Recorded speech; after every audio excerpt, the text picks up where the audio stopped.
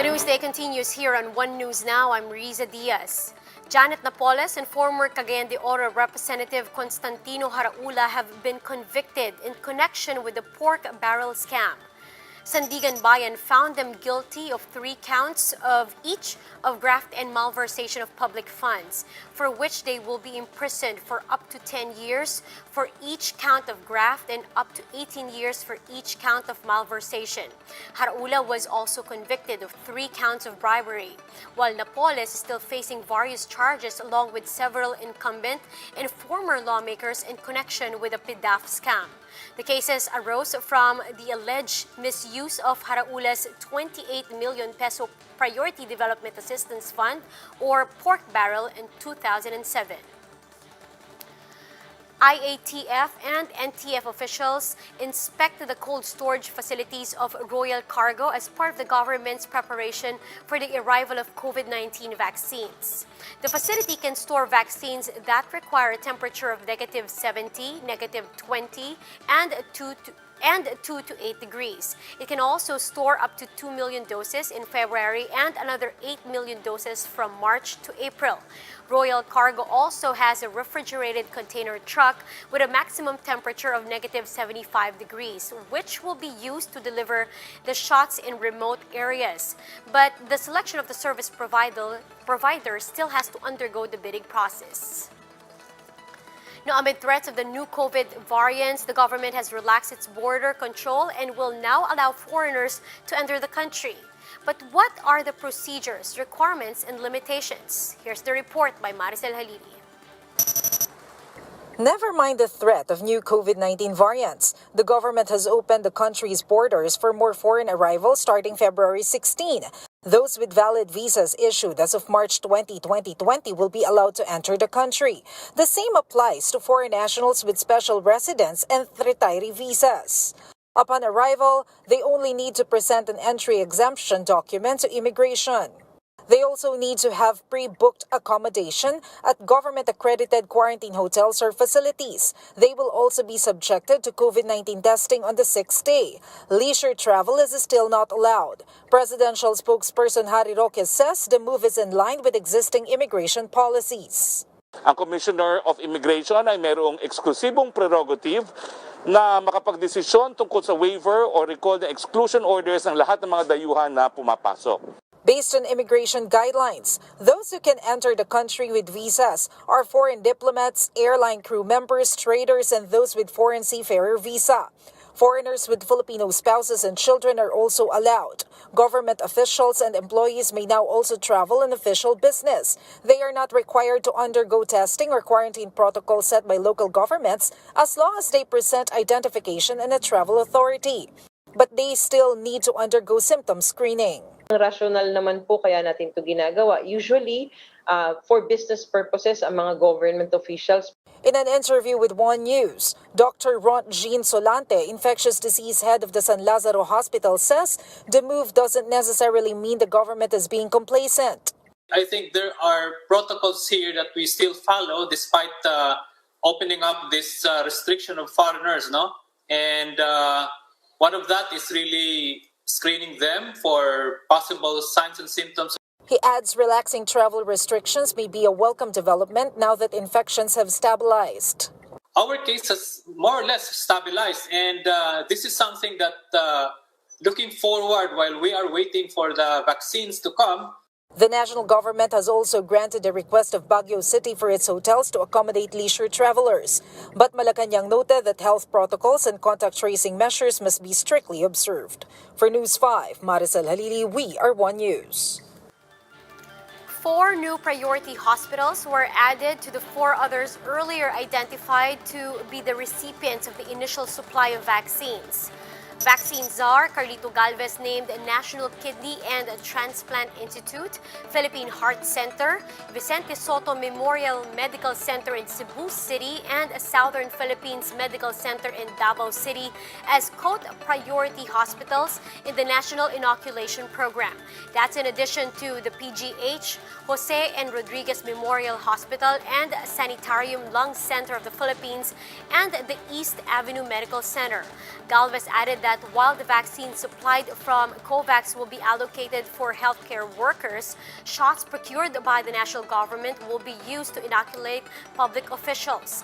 He also reminded local officials to avoid vaccine wastage, as these are considered gold due to their very limited volume in the global market. And we'll be back with more stories after the break. Keep it here on One News.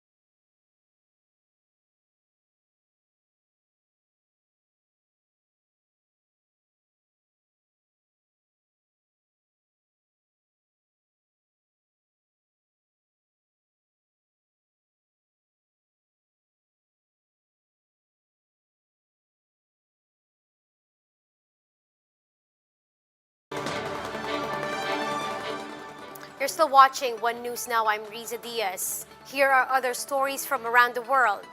The World Health Organization is calling on companies to share manufacturing facilities to help ramp up the production of vaccines.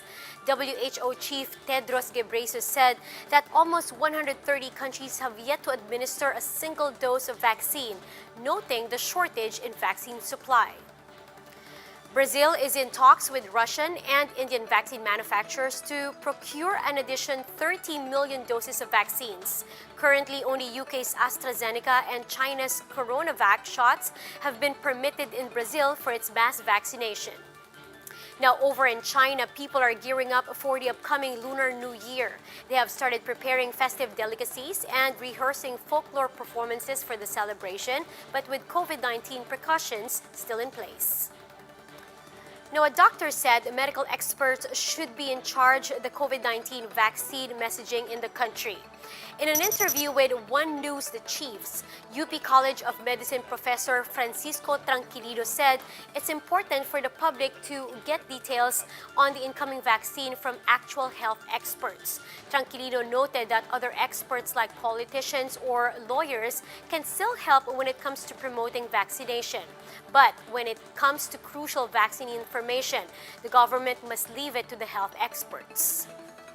Ang gusto sana namin ay ang mga dalubhasa lamang or medical experts ang magpayo o magbigay ng payo sa ating mga kababayan.